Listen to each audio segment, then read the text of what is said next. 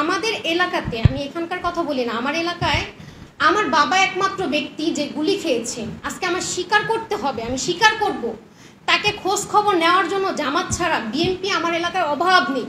জামাতের লোক খুব একটা আমি চিনি না আমার এলাকায়। এটাই আমার খুব দুঃখ লাগছে যে বিএনপি তো আমাদের কোনো খোঁজ খবর নেয় না। ইনশাল্লাহ আমি 19 তারিখে তাদের অংশগ্রহণ করব, তাদের একটা সমাবেশে, কারণ তারা আমাদের নিয়েই কথা বলবে। আর সেই জায়গায় যদি আমরাই না থাকি, তাই আমার মনে হয় যেমন আমরা উপস্থিত সবাই থাকবো, তেমন আমাদের আশেপাশে সবাইকেও নিয়ে সেখানে উপস্থিত হব। জামাত ইসলাম বলেছে যে আপনাদের কি প্রয়োজন, এটা শুনে আমার খুব ভালো লেগেছে। আসলে তারা জানতে চায় আমাদের কি প্রয়োজন। আমাদের টাকা পয়সা কোনো কিছুর প্রয়োজন খুব একটা, হ্যাঁ আছে, সবারই টাকা পয়সার ক্রাইসিস আসে, কিন্তু তার থেকে বড় কথা আমাদের একটা সনদ প্রয়োজন। কারণ আমাদের যদি স্বীকৃতি না থাকে, নেক্সট টাইম আমাদেরকে বলবে জঙ্গলি। জামাতকে বলে রক কাটা, আমাদের বলবে জঙ্গলি, আমাদের বলবে রাষ্ট্রের ক্ষয়ক্ষতি করেছি আমরা। এটা কে বলবে? আওয়ামী লীগ সরকার না, অন্য সরকাররাই বলে ফেলবে। কারণ তাদের মতের সাথে আমাদের মত মিলে না, এখনই মিলে না। তারা যখন চূড়ান্ত পর্যায়ে উঠবে তখন তো তাদের সাথে আমাদের আরও মিলবে না। আমাদের বাড়িতে জামায়াত ইসলামের ডক্টর শফিকুল রহমান আমার বাড়িতে গিয়া আমাদের সাথে ঈদ করছে। উনি একটা এরকম বিখ্যাত লোক, আনাচে কানাচে সব জায়গায় উনি আমাদের সাথেই ছিল। আমরা চাই উনি নির্বাচনে আসুক, আমরা অন্য কোনো দল চাই না, এই হাসি ঠাট্টার পাত্রী হতে চাই না।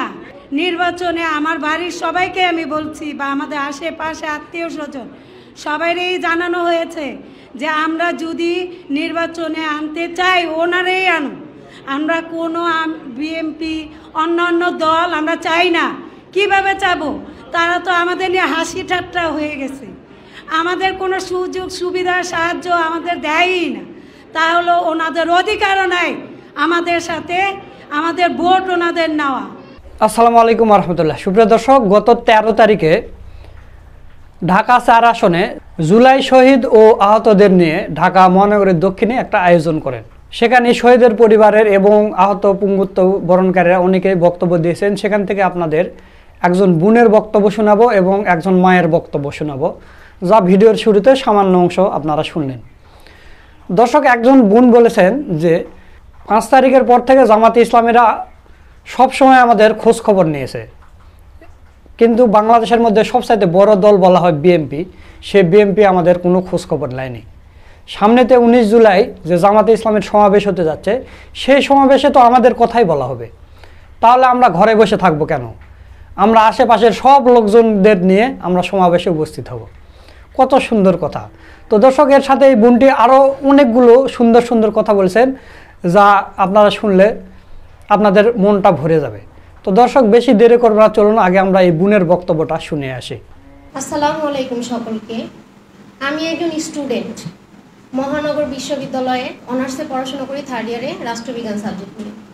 আমরা সকলেই জানি এই আন্দোলনটা প্রথম সূত্রপাত কি। প্রথমে কিন্তু স্বৈরাচার পতন ছিল না এই আন্দোলনটা। প্রথমত এই আন্দোলনটা ছিল যে একটা কোঠা।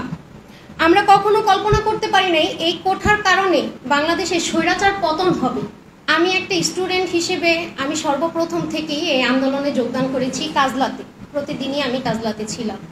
বৃহস্পতিবার দিন ছাত্রলীগ যখন আমার গায়ে হাত তুলেছে, আমাকে অনেকভাবে মেরেছে, তো তখন আমি আমার বাবাকে রাত্রে গিয়ে বলি, বাবা, আমার বাবা কিন্তু একজন ভ্যান চালক, বাবা আমাদেরকে এরকম এরকম করে মারছে, এই আন্দোলনটা তো এখন স্টুডেন্টদের না, বড় ভাইয়ারা বলছে বাবা মাকে নিয়ে আসো, তুমি কি যাবা? আমার মা বলছে না, তুই যা, আমার স্বামী একমাত্র ইনকাম, আমার স্বামী যাবে না। কারণ আমার মা এই আন্দোলনে বলছে অনেক ক্ষয়ক্ষতি হয়, যাওয়ার দরকার নেই। একটা ভয় সব বাবা মায়েরাই পেয়েছে। শুক্রবার দিন 19 জুলাই সে যাত্রাবাড়িতে কি হয়েছে সেটা তো সবাই জানে। তখন আমার বাবা এই সব নির্মমতা দেখে শুনে বলতেছে আমার মেয়ে তো যাত্রাবাড়িতে আসছে, আমার তো যেতে হবে। আমার বাবা তখন আমাকে খুঁজতে যায়, আর খুঁজতে গিয়ে সে ব্রিজে মাথায় গুলি খায়। তো আমি দেখেছি আমাদের এলাকাতে, আমি এখানকার কথা বলি না, আমার এলাকায় আমার বাবা একমাত্র ব্যক্তি যে গুলি খেয়েছে। আজকে আমার স্বীকার করতে হবে, আমি স্বীকার করব। তাকে খোঁজ খবর নেওয়ার জন্য জামাত ছাড়া বিএনপি আমার এলাকায় অভাব নেই। জামাতের লোক খুব একটা আমি চিনি না আমার এলাকায়, আমি খুব একটা দেখিও না যে থানায় জামাত, ওয়ার্ডে জামাত, ইউনিয়ন জামাত, আমি 1 বছর যাবত দেখতেছি আমার এলাকাতে বিএনপি ছাড়া অন্য কোনো দল নেই। তারাই শাসন করতেছে, তারাই সব কিছু নিতেছে, সব কিছু করতেছে। কিন্তু 1 বছর, আমার প্রশ্ন, 1 বছর তারা কি করেছে? তারা সব জায়গায় সমাবেশ করছে, কাদের নিয়ে করছে? সেই জায়গায় কি আমি উপস্থিত তো নেই, কারণ আমার ওয়ার্ডে আমি একা। অপর ওয়ার্ডে অনেকে আছে, কিন্তু আমার ওয়ার্ডে আমি একা। তো এটাই আমার খুব দুঃখ লাগছে যে বিএনপি তো আমাদের কোনো খোঁজ খবর নেয় না। আমরা সকলেই জানি বিএনপির বড় নেতা সালাউদ্দিন সাহেব স্যার বলেছে যে জুলাই সনদটা কোনো একটা দলীয় হতে হবে, কোনো জনগণের না। কিন্তু আমি এটা যারা আপনাদেরকে বোঝাতে চাচ্ছি যে সনদ কেন দলীয় হবে? এটা কি কোনো দল করেছে? তাহলে তারা 16 বছর কেন করেনি? নির্বাচনের আগ মুহূর্ত আমরা আশা ছিলাম যে হয়তোবা কিছু হবে, কিন্তু নির্বাচনের সময় কিন্তু জামাতি কি বিএনপি কি যে কোনো দল কিছু কিন্তু করতে পারেনি। তখন কিন্তু সবাই হতাশ হয়ে গেছি যে আদৌ মনে হয় আবার 5 বছর এই দলটাই থাকবে, এই দলের নির্যাতন আমাদের ভোগ করতে হবে আরো 5 বছর। কিন্তু আল্লাহ পাক রব্বুল আলামিনের অশেষ রহমতে একটা কোঠার কারণে একটা স্বৈরাচার পতন হয়ে গেছে। তো এটা আমাদের সকলকে স্বীকার করতে হবে। এখন সবাই যে স্বীকৃতি যে প্রদান করতেছে, সবার আগে আমাদের প্রয়োজন একটা সনদ। জামাত ইসলাম বলেছে যে আপনাদের কি প্রয়োজন। এটা শুনে আমার খুব ভালো লেগেছে। আসলে তারা জানতে চায় আমাদের কি প্রয়োজন। আমাদের টাকা পয়সা কোনো কিছুর প্রয়োজন খুব একটা, হ্যাঁ আছে, সবারই টাকা পয়সার ক্রাইসিস আসে, কিন্তু তার থেকে বড় কথা আমাদের একটা সনদ প্রয়োজন। কারণ আমাদের যদি স্বীকৃতি না থাকে, নেক্সট টাইম আমাদেরকে বলবে জঙ্গলি। জামাতকে বলে রক কাটা, আমাদের বলবে জঙ্গলি, আমাদের বলবে রাষ্ট্রের ক্ষয়ক্ষতি করেছি আমরা, আমাদেরকে বলবে আমরা, এটা কে বলবে? আওয়ামী লীগ সরকার না, অন্য সরকাররাই বলে ফেলবে। কারণ তাদের মতের সাথে আমাদের মত মিলে না, এখনই মিলে না। তারা যখন চূড়ান্ত পর্যায়ে উঠবে তখন তো তাদের সাথে আমাদের আরও মিলবে না, তখন তাদের সাথে আমাদের আরও মিলবে না। কিন্তু আমি বলতে চাই, একটা দলের উচিত আর একটা দলকে তার সম পরিমাণ বানানো। কারণ একটা দল যদি কখনো থাকে তাহলে সে স্বৈরাচারই হবে। আমি যদি একা এখানে নেতৃত্ব দেই তাহলে অবশ্যই আমি চাইবো যে আমার ভালো মন্দ বলার কোনো মানুষ যদি না থাকে তাহলে অবশ্যই আমি খারাপ কিছুর দিকে লিপ্ত হব। তাই ভালো মন্দ বলার সক্ষমতাটা সবার রাখা উচিত। কিন্তু আমরা যুদ্ধ করেছি, কিন্তু ভালো মন্দ বলার সক্ষমতাটা আমার মনে হয় না আমরা এখনো রাখছি। কারণ রাখলে মিটফুটের মতো এলাকার মধ্যে এরকম একটা দুর্ঘটনা ঘটে না। কারণ সেখানে উপস্থিত কোনো দল থাকার আগে অনেক মানুষ ছিল, কিন্তু কোনো মানুষ তার প্রতিবাদ করেনি। আর এখন আবার সেই প্রতিবাদ থামায়া দিচ্ছে। আমি দেখেছি অনেক মানুষ ওই মৃত্যুর জন্য ফোনে স্ট্যাটাস দিছে, কিন্তু বিএনপি নেতাকর্মীরা তারা গুজব লটানোর জন্য একটা মসজিদের ইমামকে নিয়ে পোস্ট করতেছে। কিন্তু আমি জানি না যে মানুষত্ব বিক্রি করে কি কোনো দল করা উচিত কিনা।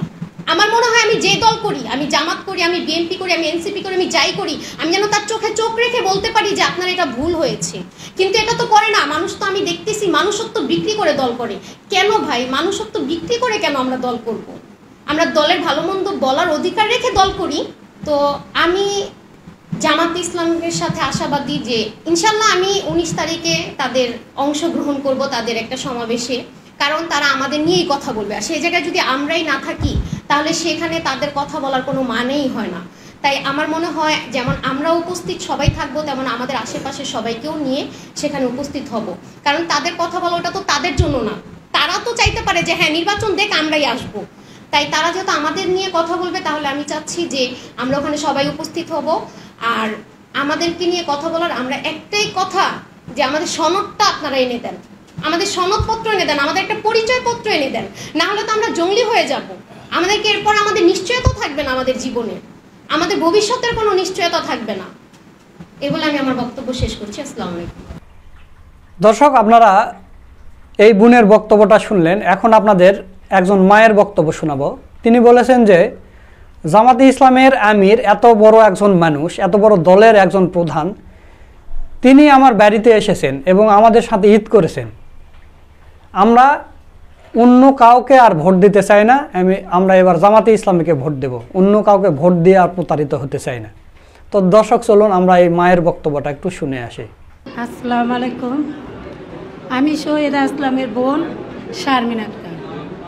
আমার ভাই 19শে জুলাই মারা যায় না, ওনাকে মাইরা ফালানো হয়। আমার বাড়ির ভিতরে ঢুইকা এই ফেসিবাদী হাসিনার হত্যাকারী হাসিনার পুলিশ বাহিনী আয়সা গুলি করে আমার বৃদ্ধ মায়ের সামনে, আমার মেয়ের সামনে। তখন একটা মুরব্বী 80 বছরের মহিলা, সে কি করতে পারে? সে শুধু কান্নাই করতে পারে, আর কিছুই করতে পারে না। তার সামনে তার সন্তানরে পাখির মতো গুলি করে হত্যা করা হয়েছে। তো আমি চাই এই খুনি হাসিনার বিচার আর ওর শঙ্খবংশদের বিচার। ও কিভাবে আবার দেশে ফিরে আসতে চায় আর কিভাবে এই নির্বাচন চায়। অন্যান্য দলেরা কি আমাদের বিচার ছাড়াই কি অন্যান্য দলেরা যে চায় নির্বাচন, কিভাবে নির্বাচন চায়? এই বিচারই তো হইল না, এখনো পূর্বভাষণ দেওয়া হলো না, আমাদের কোনো আর্থিক সাহায্য আমরা পাইনি। যদিও পেয়ে থাকি তাহলে জামায়াতে ইসলামী আমাদের সব জায়গায়, সব অনুষ্ঠান, সব জায়গায় টাকা পয়সা সুবিধা অসুবিধা আমাদের সাহায্য করে। আমাদের বাড়িতে জামায়াতে ইসলামের ডক্টর শফিকুল রহমান আমার বাড়িতে গিয়া আমাদের সাথে ঈদ করছে। তাহলে উনি একটা এরকম বিখ্যাত লোক, ওনার পায়ের ধুলা যাওয়াটাও আমাদের জন্য খুব গ্রহণযোগ্য। আনাচে কানাচে সব জায়গায় উনি আমাদের সাথেই ছিল। কেন? আমরা চাই উনি নির্বাচনে আসুক, আমরা অন্য কোনো দল চাই না, এই হাসি ঠাট্টার পাত্রী হতে চাই না।